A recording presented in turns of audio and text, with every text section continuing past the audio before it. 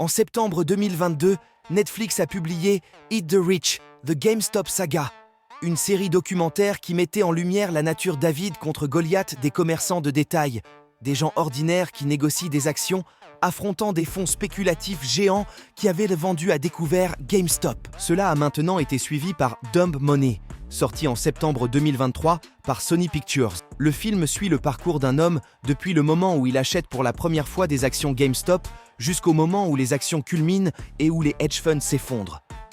La minorité d'entre vous ont peut-être déjà vu ce film. Très inspirant d'un homme qui lutte contre les géants des hedge funds en les faisant perdre énormément d'argent. Bon, pour la majorité qui n'ont jamais vu ce film, on va creuser un peu plus dans la vie de ce héros ou rebelle qui a fait tête face aux géants de la finance afin de comprendre pourquoi le film Dumb Money et Eat the Rich, The GameStop Saga fut un grand succès. Gil Keith est né en 1986 à Brockton, Massachusetts, fils de Steven, chauffeur de camion, et d'Hélène, infirmière. Il a fréquenté la Brockton High School avant d'étudier la comptabilité au Stonehill College d'Easton. Adolescent, Gil est devenu un athlète de cross-country et d'athlétisme et a connu un grand succès au lycée et à l'université. Au cours de sa carrière sportive universitaire, il a remporté les honneurs All-America en cross-country et en athlétisme intérieur et extérieur, le seul athlète masculin de l'école à l'avoir fait jusqu'à présent. En 2016, Gil a été intronisé au temple de la renommée du collège. Après avoir obtenu son diplôme en 2009, Gil est allé travailler pour un ami de la famille qui dirigeait une start-up dans le New Hampshire, créant un logiciel permettant d'analyser les actions et de fournir des recherches. Il quitte cet emploi en 2014 après un parcours professionnel irrégulier jusqu'en 2019, date à laquelle il a commencé à travailler chez MassMutual en tant que directeur de l'éducation au bien-être financier. Keith Gill, connu sous le pseudonyme de Roaring Kitty, a rejoint Twitter en 2014, partageant des stratégies d'investissement principalement à des fins éducatives. Il a étendu sa présence en ligne à YouTube en 2015, où il a diffusé sa routine d'analyse et de suivi des actions. En 2019, il a adopté le pseudo DFV sur Reddit, contribuant activement à la communauté Wall Street Bets. Gil a acquis une notoriété pour ses publications sur GameStop, qu'il considérait sous-évaluées. Son investissement initial de 53 000 $ a connu une augmentation spectaculaire, atteignant une valeur estimée à près de 48 millions de dollars lorsque l'action a atteint son apogée en janvier 2021. Suite à cela, il a quitté son poste chez MassMutual. L'identité de Gil a été exposée par Reuters et le Daily Mail via des archives publiques. En février 2021, il a témoigné devant le Congrès, affirmant que l'action GameStop était sous-évaluée. Malgré une action en justice l'accusant de manipuler le marché, le procès a finalement été rejeté. Les acteurs de la saga GameStop nient toute tentative de manipulation.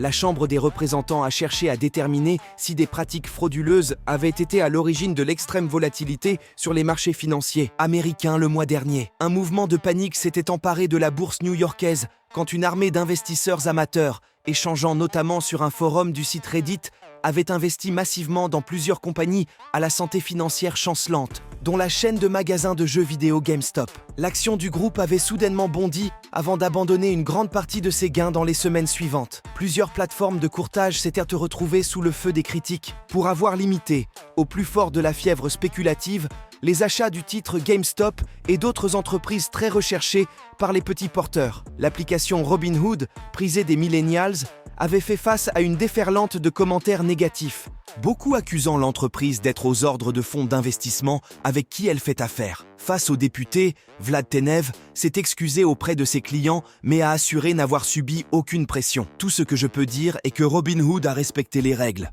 a insisté Vlad Tenev. Il a répété que son entreprise avait dû imposer des restrictions pour respecter les niveaux de liquidité exigés par les chambres de compensation afin de garantir que les transactions boursières soient menées à bien. Des échanges tendus ont également eu lieu entre les députés et Vlad Tenev, ainsi qu'avec le financier Ken Griffin, la grosse baleine fondateur du hedge fund Citadel, autour du paiement pour flux d'ordre. Cette pratique controversée permet à des plateformes de courtage de se rémunérer sur une transaction en bénéficiant d'un tarif préférentiel de la part des teneurs de marché, dont Citadel fait partie. La différence entre le prix offert au client et le prix réel de la transaction est jugée par certains comme un coût qui n'est pas divulgué de manière suffisamment claire aux petits porteurs. La députée démocrate de New York Alexandria Ocasio-Cortez a demandé à Vlad Tenev s'il était prêt à reverser les bénéfices des paiements pour flux d'ordre aux clients de Robinhood, ce que le dirigeant n'a pas directement accepté de faire. Gabriel Plotkin, à la tête de Melvin Capital, a subi des pertes significatives suite à l'augmentation inattendue du cours de l'action GameStop en janvier.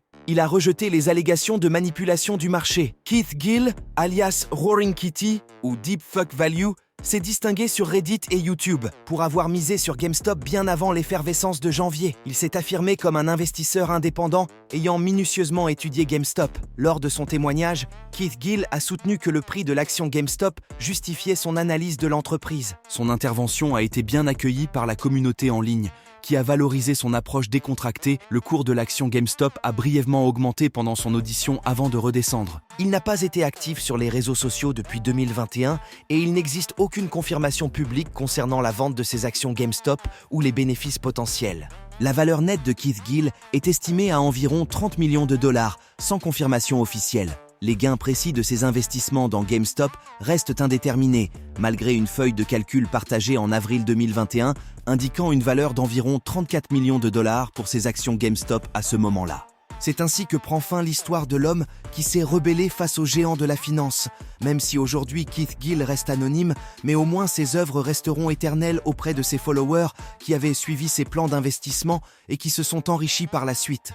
Merci d'avoir visionné cette vidéo jusqu'à la fin. Rendez-vous à la prochaine pour un contenu de qualité et rempli de valeur. Sur ce, n'oubliez surtout pas de vous abonner à la chaîne et on se dit à la prochaine. Ciao!